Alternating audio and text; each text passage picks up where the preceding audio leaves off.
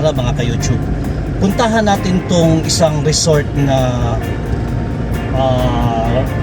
parang restaurant or restaurant na parang resort, something like that, dito sa Carmen, Davao del Norte. Tinatawag nila tong sa Taba. I have not been there yet, pero tingnan natin kung ano makikita natin. So tara na mga ka-YouTube, puntahan natin.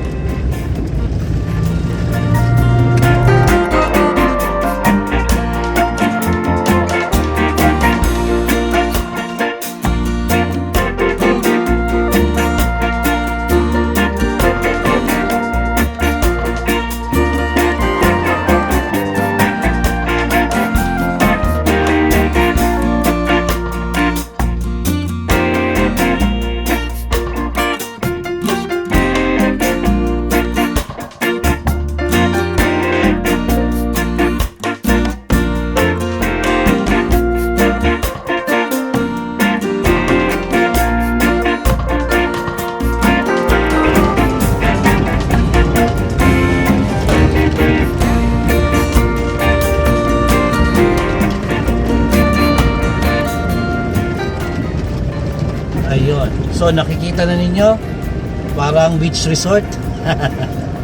May mga tao din.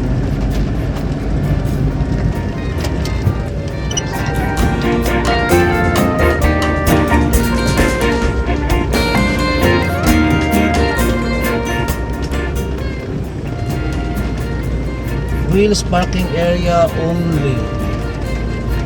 So we could park here.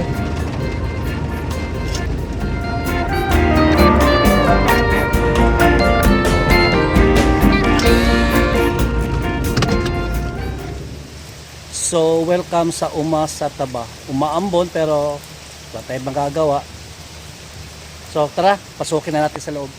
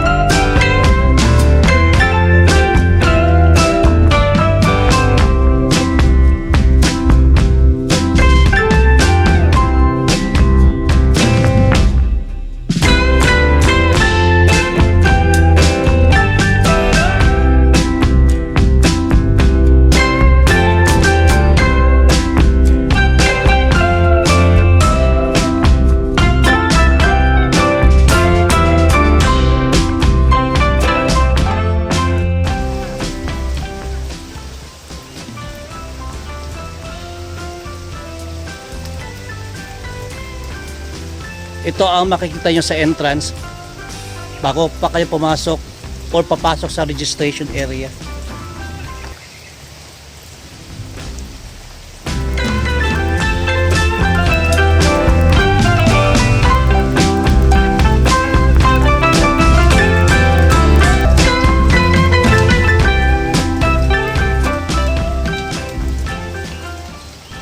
So may entrance sila na 20 pesos here. Saka logbook muna tayo. May mga snacks sila. May kape. May mga snacks sila, may kape, may mga soft drinks.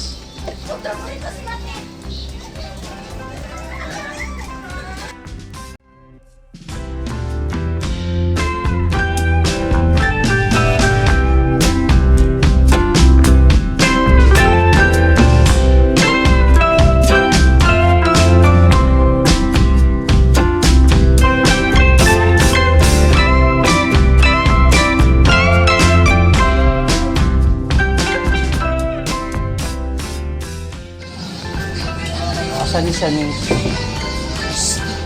siomai and coke na lang agamay. Pila ka gamay, sir?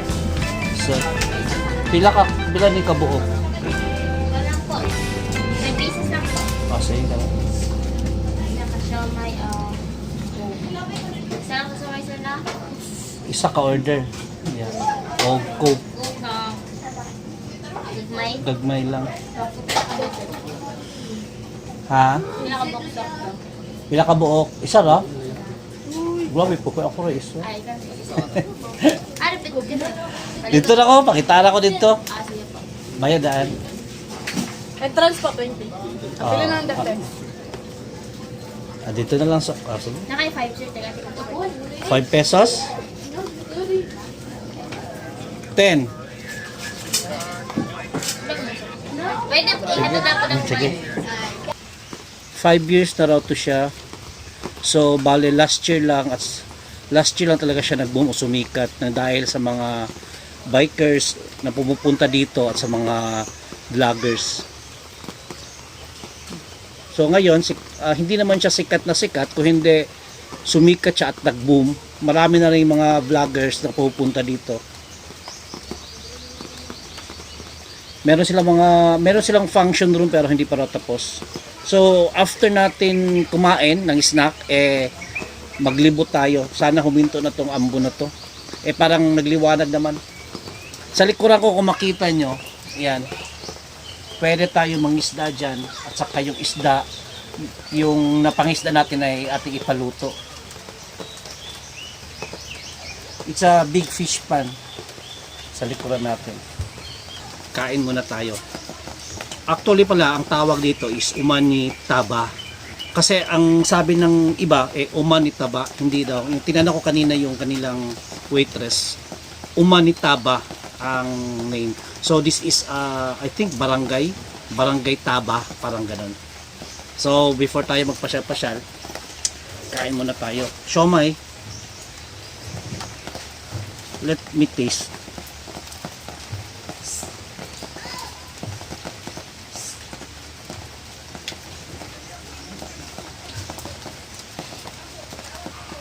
Okay naman.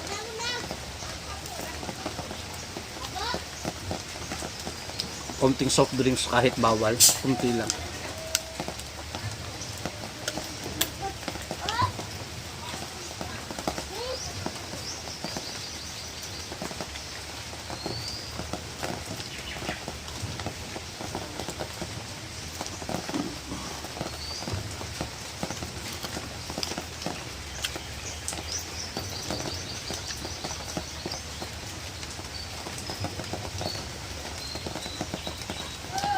Tinanong ko yung waitress kanina. Ito raw resort na to, restaurant na to is 5 years ago na. Anghang. So sumikat lang daw siya last year dahil sa mga bikers at saka sa mga nagmumotor din at saka sa mga vloggers. So maraming pupunta this year dahil na intriga. Okay naman ang place, nakaka-relax kasi farm ang concept nila. So dapat pala magpasalamat sila sa mga bikers. Yung mga bikers, yung mga nagmumotor, yung mga group of people, at saka sa mga vloggers. Actually nakita ko to sa isang vlog lang, tapos hindi pa gaano karamihan nagba-vlog. Actually siguro hindi pa nakabot ang 20 people ang nag-vlog regarding this uma sa taba, uma ni taba, kalimutan ko.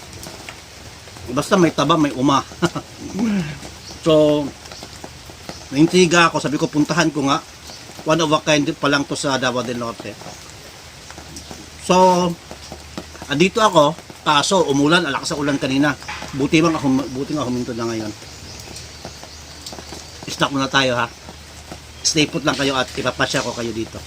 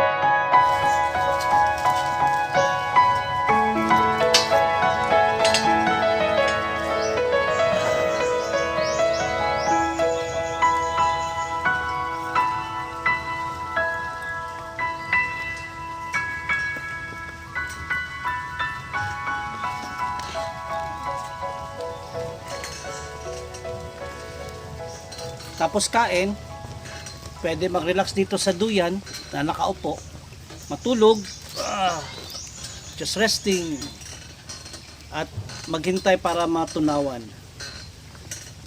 Sarap. Magmuni-muni at saka tapos kain ng pananghalian, kakain naman uli. So much for this, at saka punta naman tayo sa ibang lugar.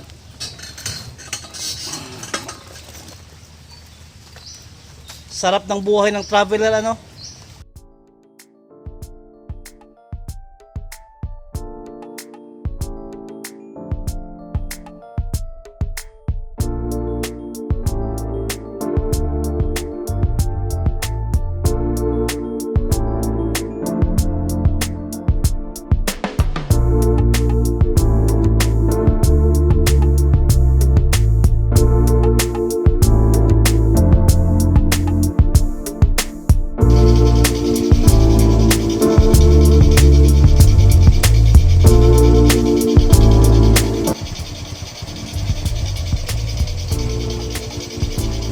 So itong sa Taba is open every day from Monday to Sunday from 7 a.m.